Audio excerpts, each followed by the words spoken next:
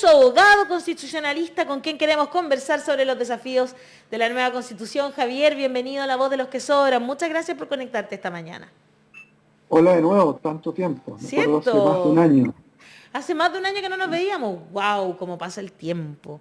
Y mira cómo hemos Sí. avanzado, Javier, ya tenemos un borrador de la nueva Constitución. ¿Qué te ha parecido a ti como abogado constitucionalista que eres, que se haya terminado a Mira, tiempo, en los tiempos que se prometió incluso?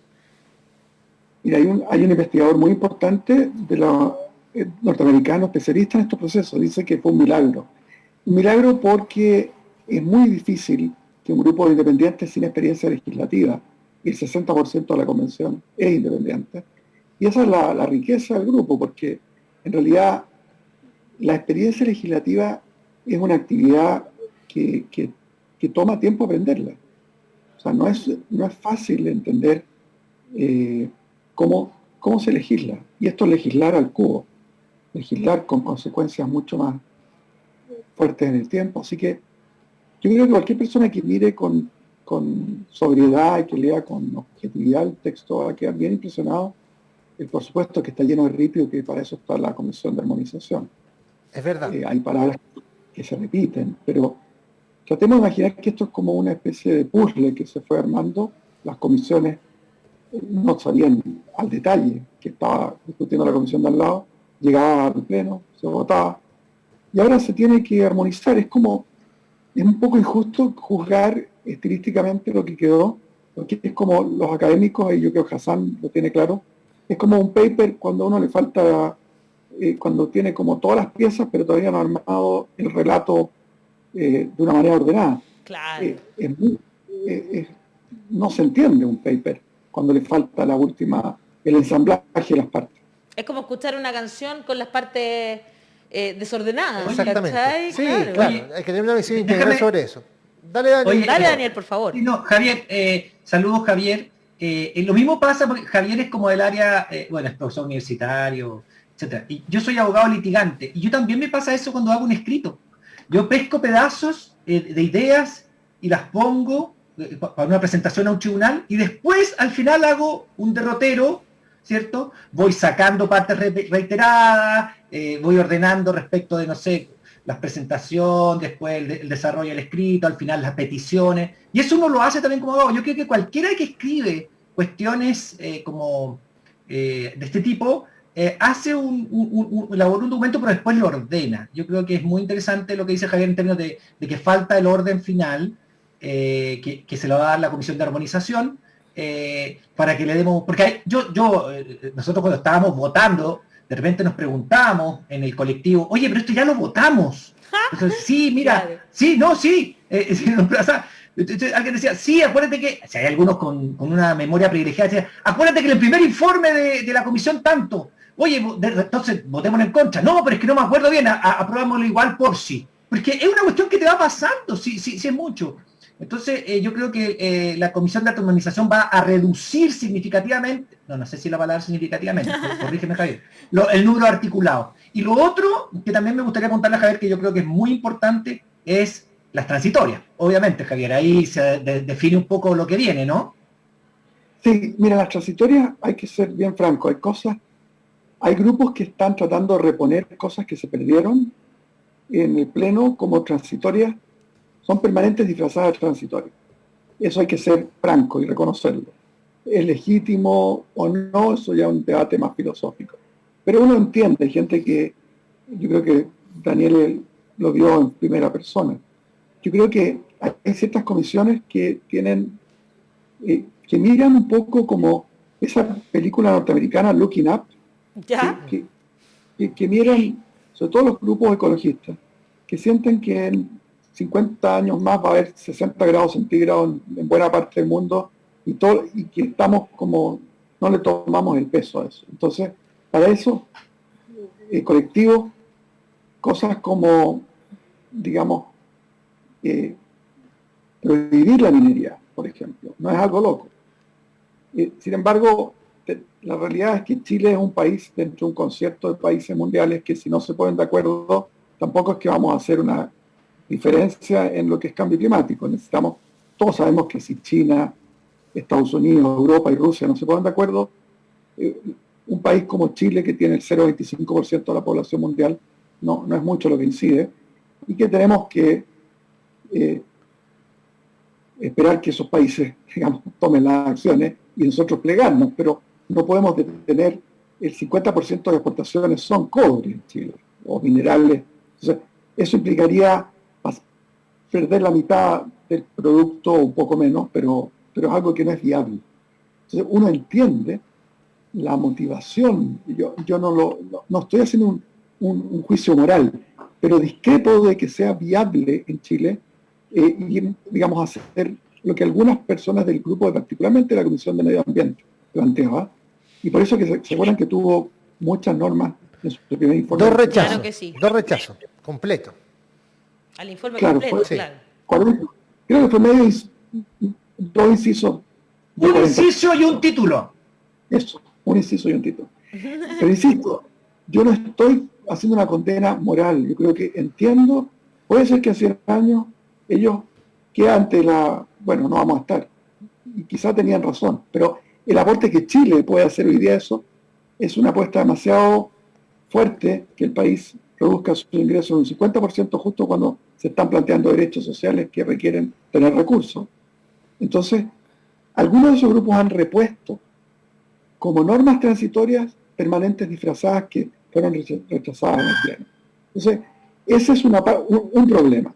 Yo creo que al final también esos grupos van a entender que un país que es democrático, que va a tener un sistema sin trabas para ejercer su democracia, va a poder navegar en los desafíos del cambio climático mejor que un país que no tiene una nueva constitución. Entonces, yo creo que, porque también hay que aquilatar las cuestiones. Nosotros, recién la semana pasada fue la primera vez que las encuestas detuvieron la caída del rechazo.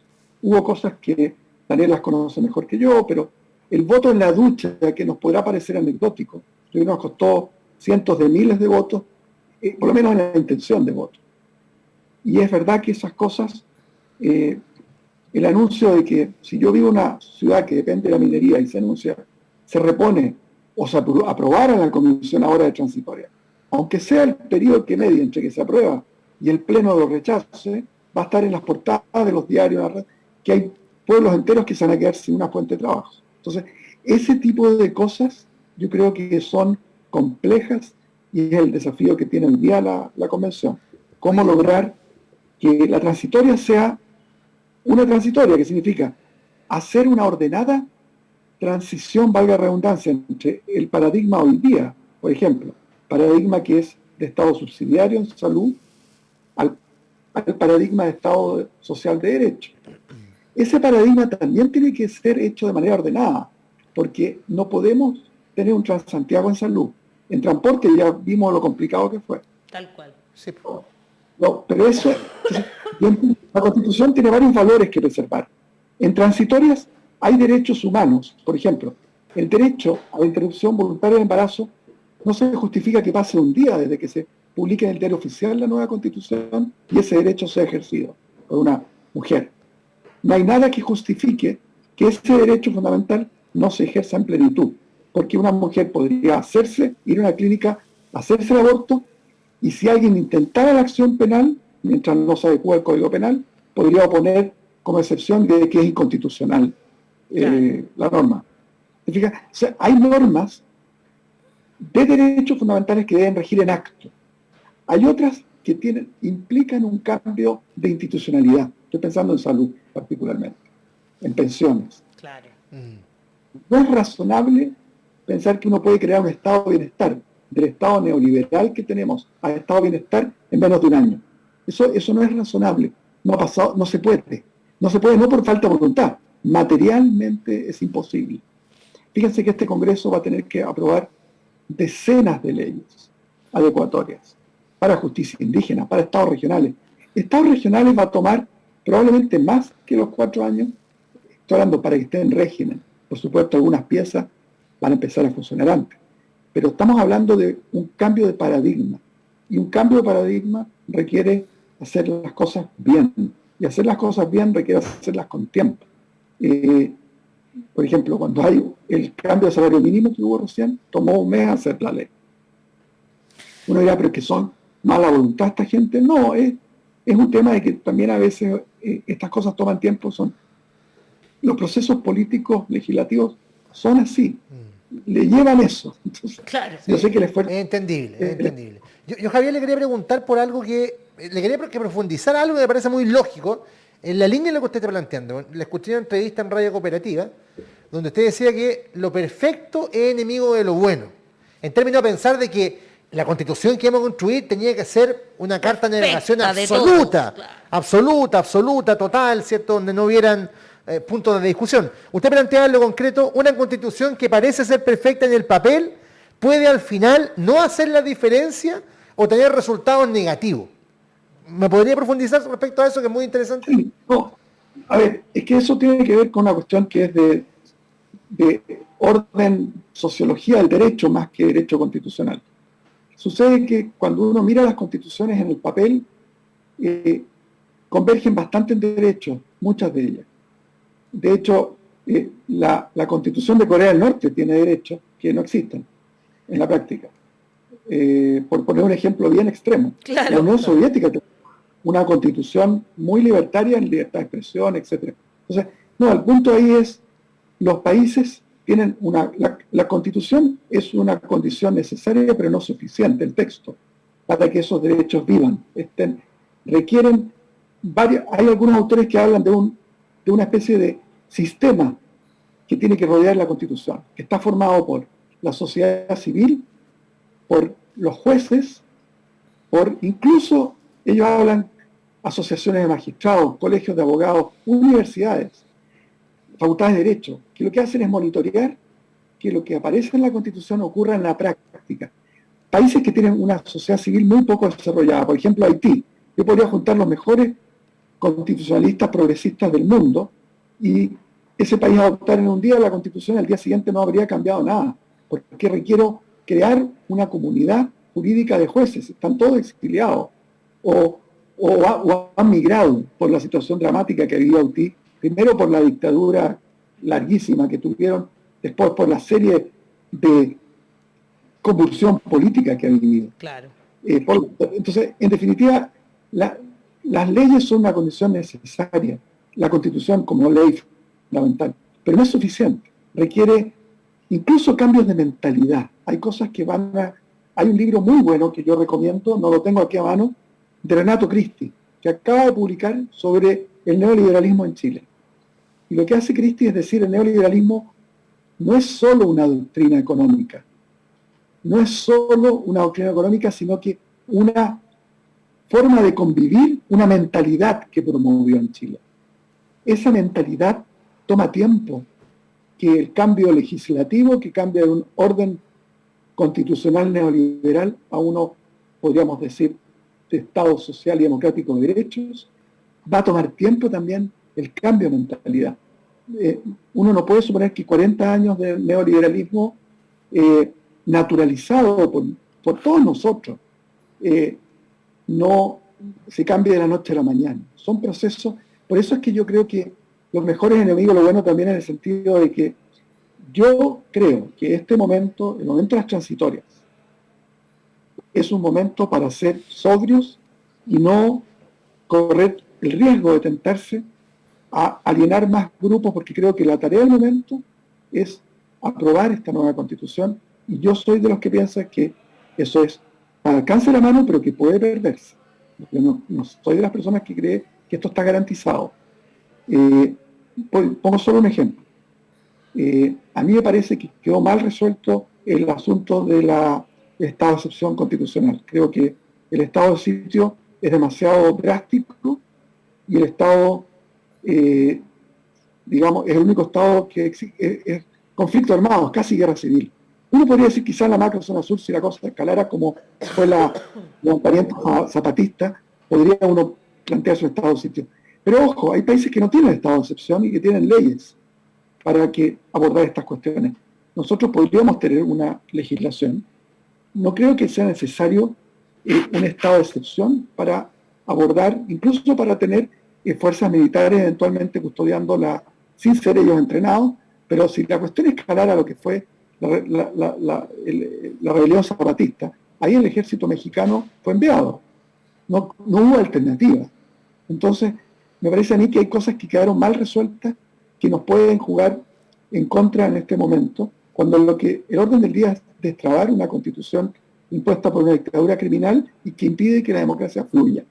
Eso es como, yo creo que sí, nosotros deberíamos tener confianza en la democracia en este momento. Y hay ciertos sectores que yo creo que desconfían de la democracia por razones que, insisto, son atendibles históricamente, han sido maltratadas históricamente por la mayoría. Particularmente estoy pensando en los escaños.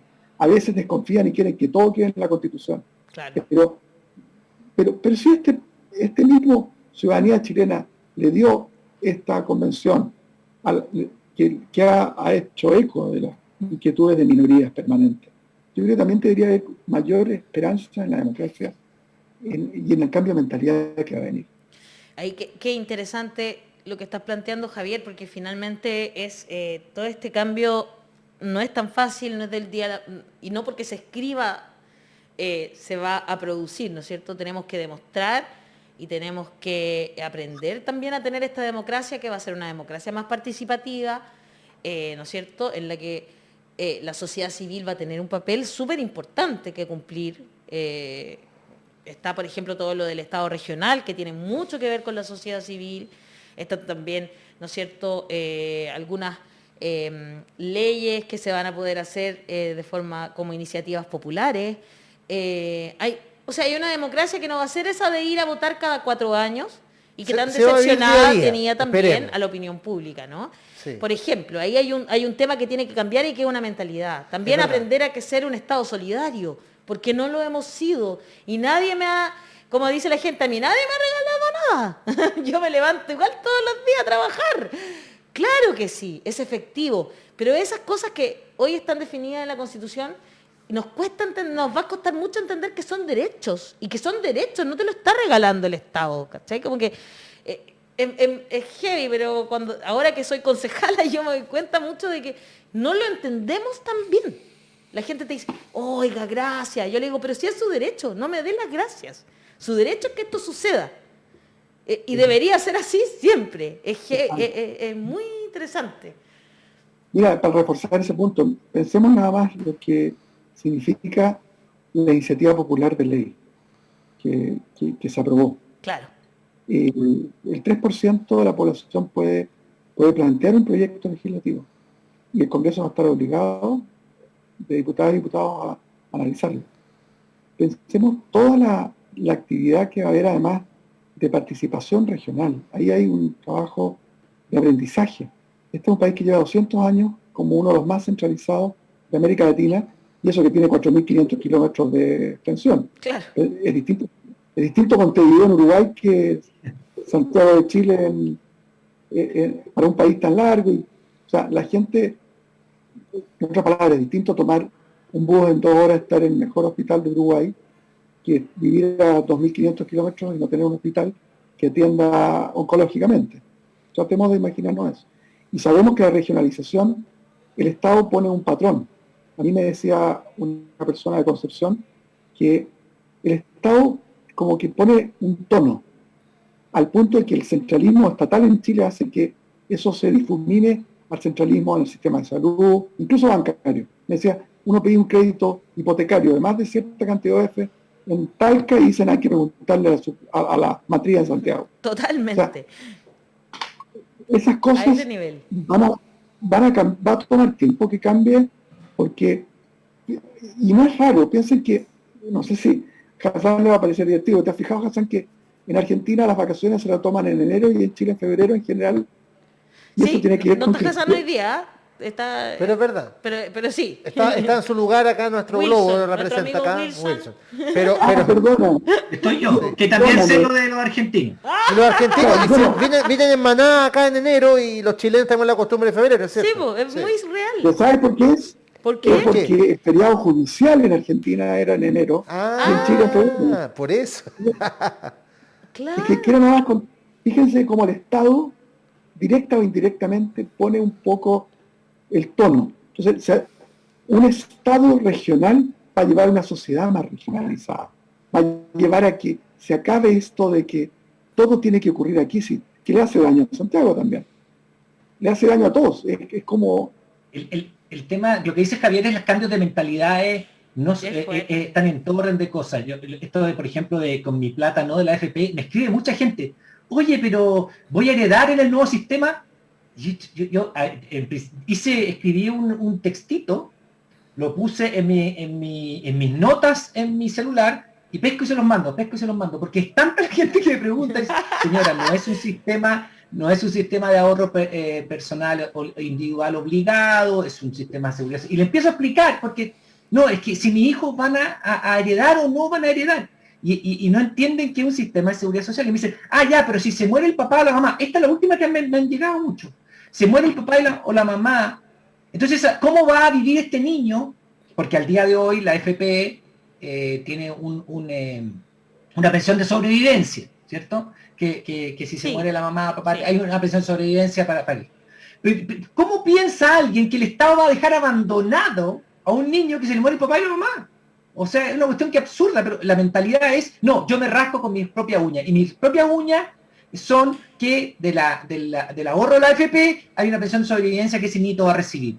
Oye, o sea, no, bueno, amén de que yo les cuento que hay un sistema también dentro de esto, que el Estado también tiene una pensión de sobrevivencia para los niños que emula el de la AFP. Pero es esa mentalidad de como los niños van a quedar abandonados sin el sistema de AFP. Esa es la mentalidad que hemos creado, ese monstruo que hemos creado con esta mentalidad de neoliberal. O sea, estamos creando más derechos, un Estado que se hace cargo, un Estado de bienestar social y democrático de derecho, y la gente dice, si me muero yo, que se muere mi marido y mi hijo queda abandonado. O sea, esa mentalidad es terrible, y es lo que hay que cambiar, estos cambios de paradigma que decía Javier. Yo concuerdo plenamente, y lo mismo pasa en el centralismo, y lo mismo pasa en muchos aspectos que hay que cambiar. Muchos, claro.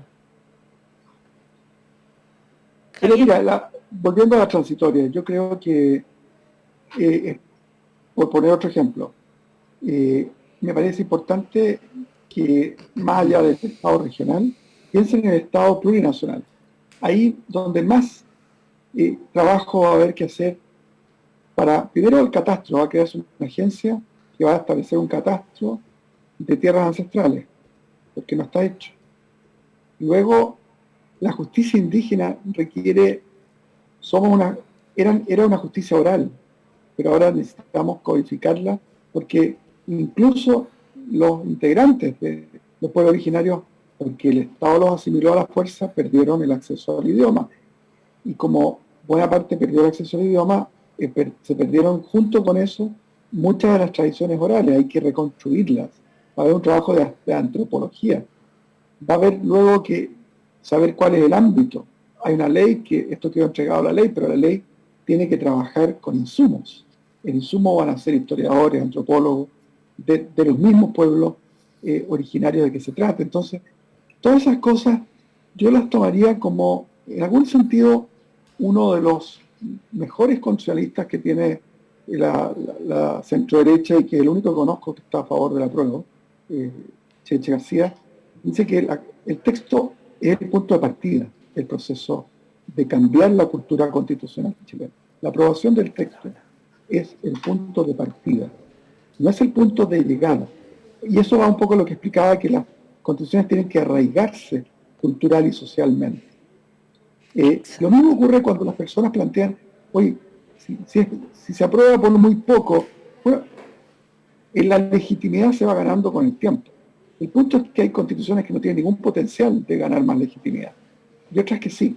La del 25 fue ratificada en un plebiscito sumamente polémico, y es verdad que Arturo Alessandri manejó todo el proceso él.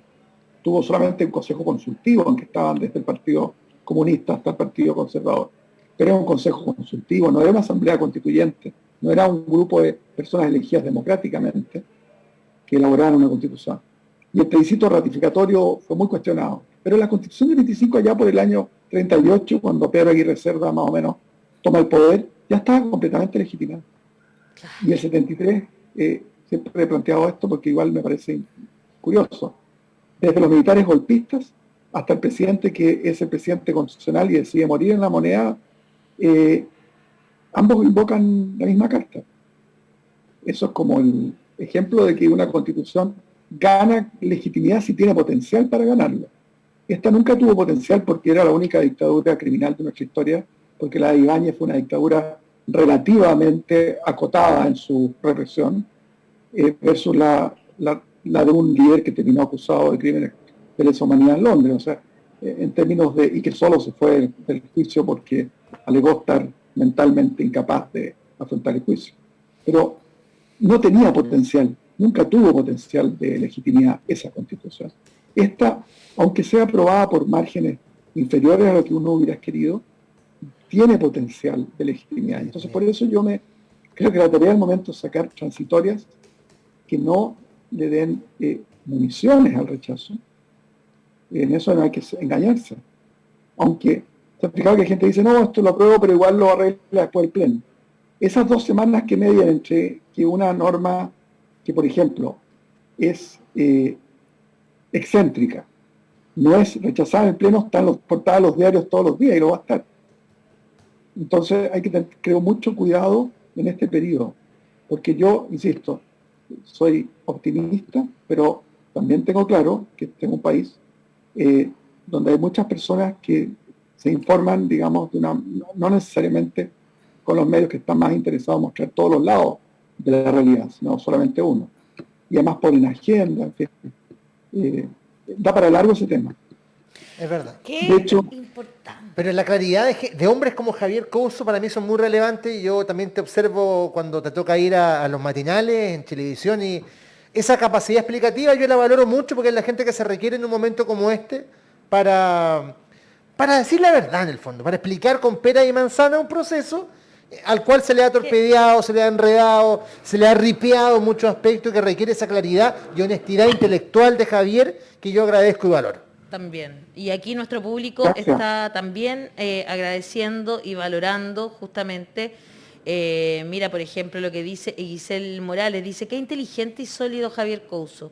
Ha dicho muchas cosas interesantes de los pueblos indígenas. Sí, era prohibido hablar de Aymara y se les prohibía escuchar huaynos. Es triste el daño que se hizo. Se estaba recordando de eso que tú contabas, que incluso el lenguaje, ¿no?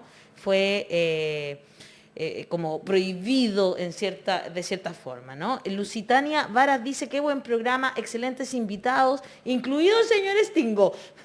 Te ven como invitado, Daniel. ¿Cómo es la cosa ya a esta altura? Andrea Gallardo dice, qué excelente Javier Couso.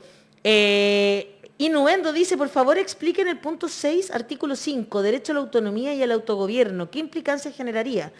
Camila Carrillo dice, la escritura es así, un proceso, y es genial que se llame borrador, porque eso es, un borrador. Falta editar todavía. En teoría de la producción escrita, eso está clarito descrito. Eso es, y efectivamente también, como dice Javier, hay que tener mucho, mucho ojo en las normas transitorias, porque quizás eso va a ser parte de lo más complejo. Angelique Reyes dice, Couso tiene toda la razón. Constitución escrita por una mayoría de no profesionales y en tiempo récord. Además, muy robusto como texto. Isabel Heredia dice, yo admiro y felicito a todos los constitucionalistas que se sumaron para llegar a feliz término en el tiempo acotado el documento de la nueva Constitución. Reconocer el trabajo de gente profesional muy preparada y esforzada. Felicitaciones, nos dice el público que está hasta ahora viendo La Voz de los que Sobran. También nos están preguntando dónde se encuentra el texto del borrador. Lo pueden encontrar en la página de la Convención Constitucional. Chileconvención.cl está documentos, lo primero que aparece, lo pinchan y está completo. Y lo venden online. También pirateaban el Paseo Más, te puedo constatar. Pero sí, pues sí, por eso tenemos varios. Y vamos a regalar también para que ustedes también puedan hacerlo, para que también puedan subrayar, rayar, poner papelitos de colores, todas esas cosas que uno hace cuando está analizando y poder tener claridad de lo que vamos a votar. Pucha, que es importante todo esto que estamos conversando hoy día. Excelente, muy didáctico y confiable Javier Couso. Nuestro público te admira mucho, Javier. Muchas gracias por estar hoy día en La Voz de los que Sobran. Chao, Gracias. Javier. Y espero que no pase un año, Chao, Javier, antes de gracias. que nos veamos de nuevo. Un abrazo. Lo mismo decimos con Daniel, que nos pasa un año. Chao, chao. Chao, Chao, chao. chao. Que estés bien, Javier. Ay, ay, ay. ¿Estás contento, Daniel, de haber estado hoy día en el programa?